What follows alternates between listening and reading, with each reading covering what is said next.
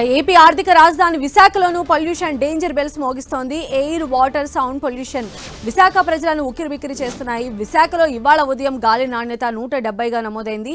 విశాఖ నగరంలో పోర్టు కారణంగా వెదజల్లుతున్న ఐరన్ ఓర్ పొల్యూషన్తో విశాఖ వన్ టౌన్ ఇప్పటికే బిక్కుబిక్కుమంటోంది.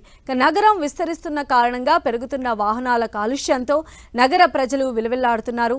విశాఖలో పెరుగుతున్న పొల్యూషన్ను ప్రభుత్వం కంట్రోల్ చేసేలా చర్యలు తీసుకోవాలని వైజాగ్ వాసులు కోరుతున్నారు.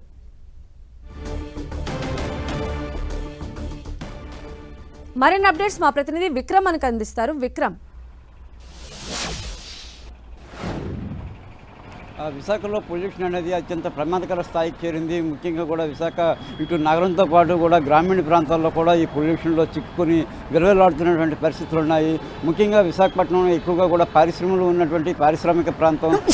ఈ కారణంగా ఈ పొల్యూషన్ అనేది తారాస్థాయికి చేరడానికి ఒక ప్రధాన కారణంగా కూడా చెప్పుకోవచ్చు. ముఖ్యంగా విశాఖపట్నంలో పోర్టు, అదేవిధంగా హెచ్పిసిఎల్, దీంతోపాటు కూడా ఫార్మా కంపెనీలు ఉన్నాయి. అటు పరవాడ కావచ్చు, అలాగే అచ్యుతాపురం ప్రాంతంలో కూడా పెద్ద ఎత్తున ఫార్మా కంపెనీలు ఉన్నాయి. ఈ ఫార్మా కంపెనీలు అదేవిధంగా ఇటు ఈ పోర్టు ఇటువంటి పరిశ్రమల కారణంగా కూడా పెద్ద ఎత్తున ఈ కాలుష్యం అనేది చోటు చేసుకుంటూ ఉంది. ముఖ్యంగా ఈ పరిశ్రమల కారణంగా అటు ఎయిర్ పొల్యూషన్, దాంతోపాటు కూడా వాటర్ పొల్యూషన్ అనేది చాలా ఎక్కువగా జరుగుతుందని చెప్పి కూడా పర్యావరణ నిపుణులు గత కొద్ది రోజుల క్రితం ఇక్కడ పర్యటించిన సందర్భంలో తేల్చి చెప్పడం జరిగింది. అనేక అధ్యయనాల్లో కూడా ఈ విషయం వెల్లడైంది. ఏవైతే ఈ పరిశ్రమలు ఉన్నాయో పరిశ్రమలు రాత్రి వేళల్లో కొన్ని విష వాయువులకు సంబంధించి కూడా గాల్లో ఊదుతున్నారని సమీప గ్రామ ప్రజలు ఆరోపణలు చేస్తున్న పరిస్థితులు ఉన్నాయి. అదేవిధంగా మరోవైపు ఇవే ఫార్మా పరిశ్రమలన్నీ కూడా పైప్ లైన్ సముద్రంలోకి వేసి కొన్ని వ్యర్థ జలాలను సముద్రంలో కలుపుతున్నారు. అదేవిధంగా సమీపంలో ఉన్నటువంటి చెరువులు, నదుల్లో కూడా కలుపుతున్నటువంటి పరిస్థితులు ఉన్నాయి. ఈ రకంగా కూడా జల కాలుష్యం పెద్ద ఎత్తున జరుగుతుంది. అదేవిధంగా ఈ రాత్రిపూట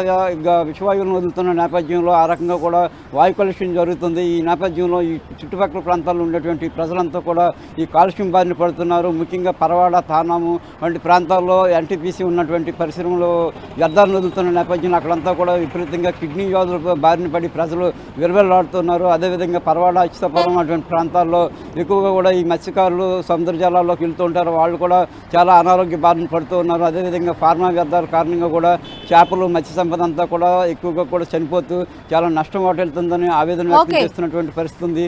పర్యావరణ నిపుణులు మేధా Patkar, water man of India Rajendranath Singh కూడా ఇక్కడ పర్యటించేసి కాలుష్యం మీద ఆందోళన వ్యక్తం చేసినటువంటి పరిస్థితి ఉంది. రైట్ విక్రమ్.